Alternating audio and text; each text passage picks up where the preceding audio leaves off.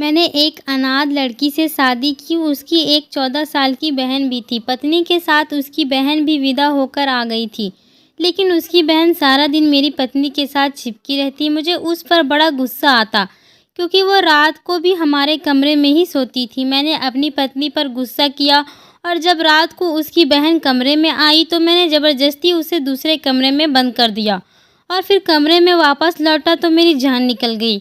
मेरी पत्नी की बहन बहुत अजीब सी थी। वह हर वक्त डरी सहमी सी रहती और अपनी बहन के साथ चिपकी रहती थी। मुझे उस पर बहुत गुस्सा आता था। मैंने सोच लिया था कि उससे तो जान छुड़ा कर ही रहूँगी। एक दिन मैं अपनी पत्नी से बहस करके उसे एक कमरे में ही बंद कर दिया और जब मैं अपने कमरे में पहुँचा तो दंग रह गया, क्योंकि वहाँ तो मैं शादी की रात अपने कमरे में आया तो बहुत खुश था। मैंने मुंह दिखाई का गिफ्ट खरीदा था। मैं एक प्यारा सा झुमका खरीद लाया था, क्योंकि जानता था कि लड़कियां इस तरह के तोहफे बहुत पसंद करती हैं। मैं बहुत खुशी से अपनी पत्नी पास जा रहा था। जब मैंने अपने कमरे का दरवाज़ा खोला तो हैरान रह गया। सामने का मंजर देखकर मेरे तो होश उड़ गए। सामने का मंजर बहुत ही खौफनाक था। मेरी पत्नी की 14 साल की बहन उसके साथ चिपक कर बैठी थी और रोती चली जा रही थी। चुप होने का नाम ही नहीं ले रही थी, लगातार रोए जा रही थी। वह काफ़ी ज़ोर ज़ोर से रो रही थी। उसे देखकर मेरी पत्नी शीतल परेशान हो गई थी। उसने अपनी बहन को डांट कर खामोश करवाया था। मैं आगे बढ़ा और बोला, शीतल क्या हुआ इसे? इसकी तबीयत तो ठीक है ना? शीतल बोली, ठीक है, ये बस सोच कर परेशान हो गई है कि मैं अपनी नई ज़िंदगी शुरू करने जा रही हूँ, तो इसका क्या होगा। मेरा दिल दुख गया था। मैं आगे बढ़कर रीता के सर पर हाथ फेरा और बोला कि तुम भी बहन हो, तुम इसी घर में हमारे साथ रहोगी। मुकेश बोले, देखो, तुमने यह बात रीता को नहीं बताई थी क्या? वह बोली, मैं इसको बता चुकी हूँ, मगर बच्ची है ना, इसलिए ये बातें इसको अभी समझ नहीं आ रही है। वक्त गुजरेगा तो खुद ब खुद समझ जाएगी। मैंने सर हिला दिया तो शीतल डरते डरते बोली, मुकेश एक बात कहूँ? मैं मुस्कुराकर उसे देखा और बोला, तुम्हें परमिशन लेने की ज़रूरत नहीं है। लेकिन उसकी बात सुनकर मैं एकदम हैरान रह गया था। वो बोली, मुकेश, मैं रीता को अपने साथ सुलाना चाहती हूँ। जब तक कि ये संभल नहीं जाती मेरे साथ ही सो जाया करेगी। ये माँ बाबा के मरने के बाद अकेले बहुत डरती है। ज़रा ज़रा सी बात की टेंशन लेकर बीमार पड़ जाती है। मेरी अपनी नई नई शादी हुई है, मैं कहाँ अस्पतालों के चक्कर खाते रहूँगी। मैं शीतल की बात समझ गया था। मैंने कहा, ठीक है, तुम दोनों बहनें इस कमरे में सो जाओ, मैं दूसरे कमरे में चला जाता हूँ। शीतल उठकर मेरे पास आई और बोली, मैं हमेशा आपकी आभारी रहूँगी। आपने मुझ पर बहुत बड़ी मेहरबानी की है। मेरी आपसे गुजारिश है कि आप घर में किसी को भी मालूम ना होने दीजिए कि आप दूसरे कमरे में सो रहे हैं। आप फिक्र ना करें, जल्द ही रीता ठीक हो जाएगी तो अपनी जिद छोड़ देगी। मैं मुस्कुराकर बोला, शीतल, तुम्हें टेंशन लेने की ज़रूरत नहीं है। मैं तुम्हारी सिचुएशन समझता हूँ। वैसे भी कल तक मेहमान वापस लौट जाएंगे, फिर हम तीनों ही हैं इस घर में रहेंगे। इतना कहकर मैं डरी सहमी सी रीता पर नज़र डालकर बाहर निकल गया था। शीतल को तसल्ली तो दे दिया था, मगर खुद को तसल्ली कैसे देता। मेरे दिमाग में बार बार यही सवाल आ रहा था कि क्या रीता यूं ही हमेशा मेरी खुशियों के बीच रहेगी। मैंने हाँ करके अपना ही नुकसान तो नहीं कर डाला, मगर मैंने बड़ी कोशिश से अपने दिमाग से सारी बातें हटा दी थी। मैं जानता था कि बच्चे ऐसे ही होते हैं। वह गवारा नहीं करते कि उनके करीबी इंसान किसी और के साथ बातें करे। इसलिए मैं रीता का भरपूर ख्याल रखने लगा था। वो बड़ी मासूम सी डरी सहमी सी लड़की थी। इस तरह के बच्चों पर तो वैसे भी मुझे बड़ा तरस आता था। मैं यही सोचकर परेशान हो जाता था कि न जाने इसे ने अपनी ज़िंदगी में क्या कुछ सहा है जो ऐसी हो गई है। रीता शीतल से भी खूबसूरत थी। हमारी शादी को पूरा 1-2 हफ्ता हो गया था। रीता अभी भी शीतल के साथ ही सोती थी, जबकि मैं दूसरे कमरे में पड़ा रहता था। एक दिन मैं रीता के लिए एक बैग ले आया था। किताबें तो नहीं, क्योंकि मुझे नहीं पता था कि वो किस क्लास में पढ़ती है। मैं घर पहुंचा तो शीतल घर के काम काज कर रही थी, जबकि रीता चारपाई पर बैठकर अपनी बहन को देख रही थी। मैं अपने चेहरे पर मुस्कुराहट सजाकर रीता के पास पड़ी कुर्सी पर जाकर बैठ गया। शीतल की नज़र मुझ पर पड़ी तो वह भागकर मेरे पास आकर खड़ी हो गई। उसका चेहरा रेड हो गया था। मैंने उसे इग्नोर किया और रीता की तरफ देखकर बोला, रीता देखो, मैं तुम्हारे लिए गिफ्ट लेकर आया हूँ। रीता मुझे देखकर रोने लगी और भागकर अपनी बहन के पीछे जाकर छुप गई। मैं हैरान रह गया, आखिर ऐसा क्यों करती है वह, हमेशा खुद को यह छुपा कर क्यों रखती है। मगर मैं यह नहीं जानता था कि जब मेरी इस क्यों का जवाब मिलेगा तो मुझे खुद इतना बड़ा धक्का लगेगा। मैं उठकर खड़ा हो गया और बोला, बेटी इधर आओ, मेरी बात सुनो, मैं तुम्हारे लिए बैग लाया हूँ। मेरी आवाज़ सुनकर रीता रोने लगी थी। मैं सांवलिया नज़रों से शीतल की तरफ देखा तो मुझे बड़े गुस्से में लगी। वो बोली, मुकेश आपकी बड़ी मेहरबानी होगी, आप मेरी बहन से दूर रहें, आप मेरे पति हैं, मगर रीता के लिए तो आप गैर होना, इसलिए आप इसे बार बार बात करने की कोशिश ना किया करें। मुझे शीतल की बात बहुत बुरी लगी थी। मैं तो रीता को अपनी छोटी बहन समझने लगा था, मगर शीतल का रवैया मुझे बड़ा परेशान किया। मैं भी गुस्से में आ गया था। मैं बोला, अगर तुम्हें रीता का इतना ही ख्याल है तो अपनी बहन को एक गैर मर्द के घर अपने साथ लाई ही क्यों हो। इतना कहकर मैं दरवाज़ा जोर से बंद करके कमरे से बाहर चला गया था। बाहर निकलकर मैं सड़कों पर घूम रहा था। मुझे रह रहकर अपने व्यवहार पर शर्मिंदगी हो रही थी। तूफान मेरे घर पर जबरदस्ती तो नहीं आई थी, ना जो मैं उसको फोड़ने लगा था, वो तो मेरे कहने पर मेरे घर आई थी। घर में बस हम 3 लोग ही तो थे। इससे पहले मेरे घर पर खामोशी और सन्नाटा रहता था। मेरी माँ को तो 3 साल पहले ही मृत्यु हो गई थी। उनके गुजर जाने के बाद जिंदगी ने मुझे कड़ी धूप मिलाकर खड़ा कर दिया था कि सारी जिम्मेदारी मुझ पर थी और घर में अकेला रहता था, इसलिए कोई काम वाली भी मेरे घर काम करने की हिम्मत नहीं रखती थी। हमारे एक दोस्त ने शादी का मशवरा दिया था तो मैंने अपने रिश्ते की जिम्मेदारी भी उसी पर डाल दी थी। मेरे दोस्त ने ही मुझे बताया था कि उसके जानने वाले में एक अनाथ लड़की है जिसका नाम शीतल है। उसने बताया कि शीतल के साथ उसकी एक बहन भी है जो शीतल के साथ वो भी विदा होकर घर आएगी। तुम उसकी पढ़ाई लिखाई खाने पीने पर जितना भी पैसा लगाओगे तुम्हारे लिए उतना ही अच्छा होगा। फिर लड़कियों को जवान होने में वक्त ही कितना लगता है। मैं खुशी खुशी तैयार हो गया। मुझे कोई परेशानी नहीं थी। मैंने एक खुले दिल के साथ हामी भर ली थी क्योंकि भगवान ने मुझे इतना दिया था कि आसानी से मैं अपनी पत्नी और उसकी बहन का भी खर्चा उठा सकता था। मगर मैं कहाँ जानता था कि रीता तो एक अजीब किस्म की बच्ची है होगी और मेरे गले की हड्डी बन जाएगी जो मुझसे निगला ना जा सकेगा, ना ही निकाले जा सकेगी। लेकिन मैंने फैसला किया था कि मैं कुछ दिन सब्र से काम कर लेकर देखता हूँ रीता का रवैया ठीक है या नहीं, फिर मैं कुछ करूँगा। मैं रात को घर लौटने लगा तो होटल से खाना खा भी ले गया था। मैं जानता था कि शीतल मुझसे बहुत गुस्सा होगी, उसकी नाराज़गी दूर करना चाहता था। मैं घर के दरवाजे पर खड़ा था जबकि मेरे कानों में रीता की आवाज़ जोर जोर से मेरे कानों तक आ रही थी। वह कह रही थी कि देखो, अब तुम्हारी डिवोर्स हो जाएगी, तुम मेरे साथ वापस चलोगी जहाँ सिर्फ तुम और मैं रहूँगी, फिर हम दोनों के बीच किसी दूसरे को बर्दाश्त नहीं करना पड़ेगा। शीतल एकदम गुस्से से बोली थी, अपनी बकवास बंद करो। रीता की हंसी की आवाज़ आई थी। फिर वो बोली, अब तो घर में तुम्हारा खड़ूस पति भी नहीं है, अब तुम मुझे मेरी असली नाम से पुकारो। रीता की बात सुनकर हैरान रह गया था। रीता का कोई नाम भी था क्या जो मुझसे छुपाया गया था? लेकिन क्यों मेरे दिमाग में इतनी सवाल आ रही थी कि अब मुझे घुटन होने लगी थी। मैंने दरवाज़ा खोला और घर में दाखिल हो गया। शीतल की नज़र मुझ पर पड़ी तो वह भागकर मेरे पास आई और बोली, मुकेश आप कहाँ रह गए थे?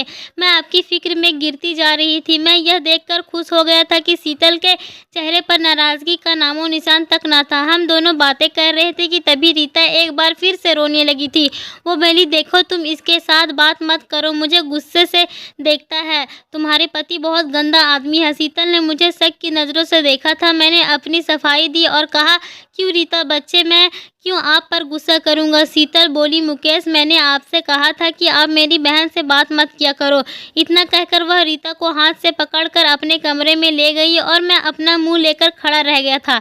लेकिन अब मुझे शक हो गया था, कुछ न कुछ तो गड़बड़ जरूर है। मैं तो रीता के नाटक को बचपन समझ बैठा था, मगर यहाँ तो कहानी ही कुछ और है। मेरे दिल में शक का बीज हो चुका था और मैंने सोचा कि अगर उस पर सख्ती करूंगा तो वह खुद ही अपना राज खोल देगी। दूसरे दिन शीतल को देखा तो हमेशा की तरह वह नाश्ता बना रही थी। तभी अचानक रुककर बोली, मुकेश आप रीता के लिए स्कूल का बस्ता क्यों लेकर आए थे?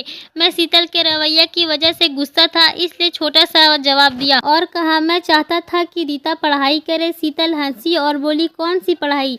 रीता तो स्कूल का कभी मुंह भी नहीं देखी है, इसे पढ़ने का शौक नहीं था, इसलिए हमने इसका स्कूल में एडमिशन ही नहीं करवाया था। मुझे शीतल की बात अच्छी नहीं लगी थी, मेरा मूड पहले से ही खराब था, इसलिए मैं किसी किस्म की बहस में नहीं पड़ना चाहता था। मैंने अपना खाना खत्म किया और ऑफिस के लिए निकल गया, मगर रीता की बात मुझे खटक रहा था। उसकी अजीबोगरीब हरकतें और मुझे देखते ही रोना और शीतल की डिवोर्स पर खुश होना, यह सब क्या था? रीता कोई नादान बच्ची तो नहीं थी, वो पूरी 14 साल की थी। इस उम्र में तो लड़कियां बड़ी समझदार होती है। यकीनन ये मामला इतना सीधा नहीं था जितना मुझे लग रहा था। सामने भी रीता ने मुझे गुस्सा दिलाने की पूरी तैयारी कर रखी थी। मुझे देखकर वो अजीब अजीब हरकतें करने लगती थी। मैं शीतल से बात करने लगा तो वो उसको हाथ से पकड़कर कमरे में ले गई। शीतल थोड़ी देर बाद कमरे से निकलकर बोली, मुकेश आप खाना खाकर अपने कमरे में चले जाएंगे तो हम दोनों बहनें भी आकर खा लेंगे। रीता जिद कर रही है कि जब आज तक आप बाहर बैठे हैं तब तक वह बाहर नहीं निकलेगी। मुझे गुस्सा तो बहुत आया था, मगर खुद पर काबू करके बोला, ठीक है रीता, बाद में खाना खा लेगी, कम से कम तुम तो मेरे साथ आकर बैठो, तुम तो मेरे साथ खाना खाओ। शीतल के जवाब ने मेरे अंदर आग लगा दी थी। वो बोली, मुकेश आपको तो पता है ना कि रीता कितनी जिद्दी है, घर में तूफान खड़ा कर देगी, इसलिए आप मेरी बात मान लें। शीतल इतना कहकर कमरे में चली गई थी। अब मैं अपने गुस्से से बाहर हो गया था, खुद पर काबू ना पा सका, कमरे की तरफ बढ़ा। शीतल की आवाज़ आ रही थी, वो रीता को कह रही थी, पापा के साथ तुम भी मर जाती, कम से कम मेरी जिंदगी तो बच जाती, न जाने तुम मेरे किस पापा की सजा हो।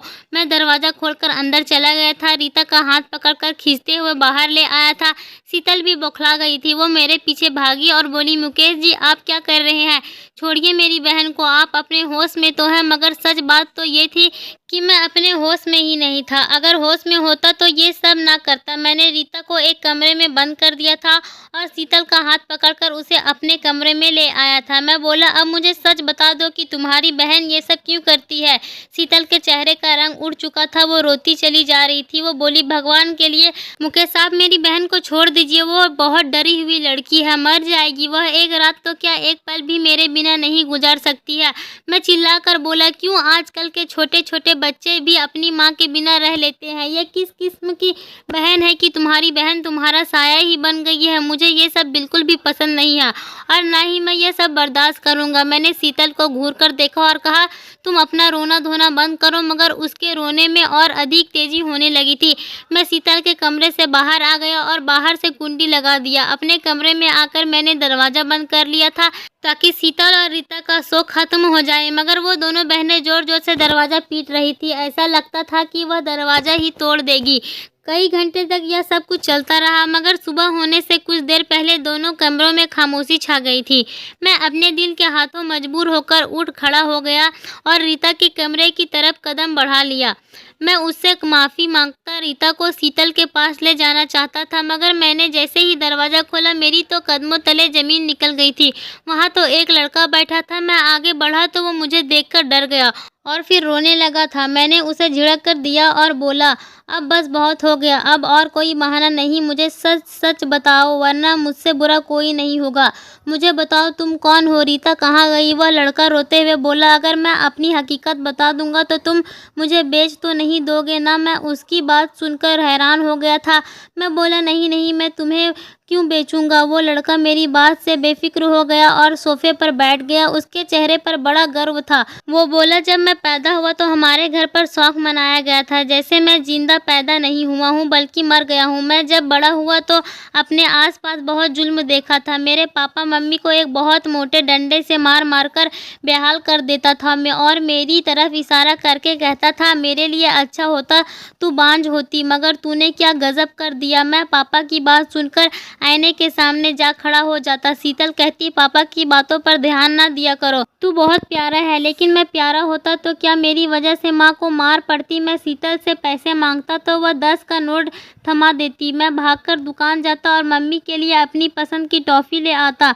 मैं वो टॉफ़ी मम्मी के मुंह में डालकर कहता, मम्मी खा लो, आराम आ जाएगा। मम्मी मुझसे लिपट कर फूट फूट कर रोने लगी थी। मैं नन्हा सा था, मेरी उम्र की लड़की खेला करते थे, जबकि मेरा दिल खेल में नहीं लगता था। मैं सारा सारा दिन घर में रहकर मम्मी का पहरा दिया करता था कि पापा कहीं मम्मी को फिर से ना मारने लगे, लेकिन मेरी रोकने के बाद भी हर दूसरे तीसरे दिन मार खा जाती थी। मैं अपने छोटे छोटे हाथों से मम्मी का पैर दबाता था कि उन्हें आराम आ जाएगा, मगर वह अपना दर्द भूलकर मेरे छोटे से हाथों को चूमने लगती और रोने लगती थी।